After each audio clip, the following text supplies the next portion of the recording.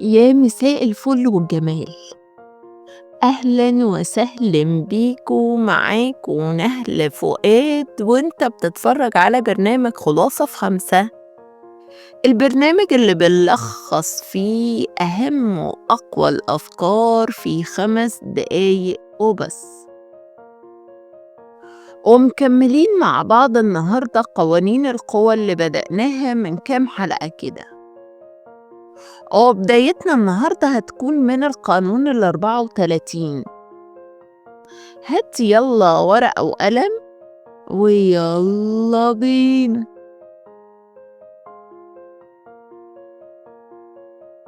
القانون ال34: تصرف كملك لتعامل كملك. تخيل معايا شاب بسيط داخل قصر مليان ملوك وأمراء، الكل شايفه عادي بس هو ماشي بخطوات وثق، بيتكلم بهدوء ونظرته فيها هيبة. بعد شوية الناس بدأت تتعامل معاه كأنه فعلا ملك. القانون ده بيقولك انت اللي بتعلم الناس ازاي يشوفوك. لو قللت من نفسك هيصدقوا انك أقل، لكن لو اتصرفت بثقة الكل هيتعامل معاك على انك تستحق الاحترام.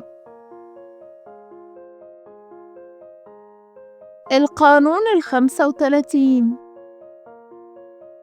اتقن فن التوقيت. كان في قائد دايما بيكسب معاركه، مش لأنه الأسرع لكن لأنه بيعرف إمتى يتحرك. كان بيقول دايما الخطوة الصح في الوقت الغلط غلطة.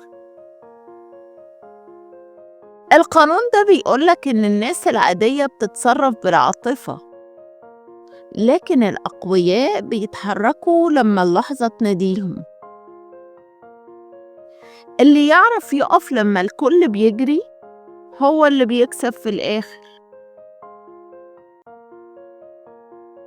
القانون ال36: تجاهل ما لا يمكنك امتلاكه. تخيل معايا شخص بيحاول يلفت نظر الكل، لكن في حد واحد مش مهتم بيه، فبيفضل يلاحقه ويحاول يرضيه لحد ما بيضيع كل هيبته. القانون ده بيقولك إن اللي مش في إيدك تجاهله، لأن التجاهل ده هو أقوى رد. لما ترفع عينك عن الحاجة اللي مش ليك الناس هي اللي هترفع عينها عليك. نصيحتي ليك في الحلقة دي: في لعبة القوة ما ينفعش تبان دايما وما ينفعش تختفي دايما. اختار وقتك واحفظ هيبتك، وافتكر دايما مش كل حاجة تستحق الرد، ولا كل حرب تستحق مجهودك. القوة مش في إنك تكسب الكل، القوة إنك تختار إيه اللي يستاهل تكسبه.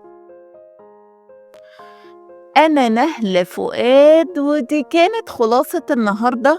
استناني كل تلات وجمعة، وما تنساش تعمل لايك واشتراك وتفعل الجرس عشان تكمل معايا الرحلة.